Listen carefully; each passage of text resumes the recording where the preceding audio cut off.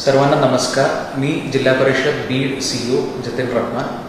सर्वांना माहिती आहे हरित महाराष्ट्र समृद्ध महाराष्ट्र अंतर्गत हरित बीड योजना आपण सुरुवात करत आहोत। हरित बीड योजना अंतर्गत पुढील वर्षात आपण पूर्णपणे 1 कोटी वृक्ष लागवड करणार नियोजन केलेले आहे। या योजना अंतर्गत येणारे 7 ऑगस्टला माननीय उपमुख्यमंत्री तथा पालकमंत्री श्री अजितदादा पवारांच्या हस्तेने बीड जिल्ह्यामध्ये आपण 30 लाख वृक्ष लागवड करणार आहोत। पर्यावरणाच्या संतुलनासाठी सर्वांचा सहभाग या मोठ्या कार्यक्रमामध्ये अपेक्षित आहे।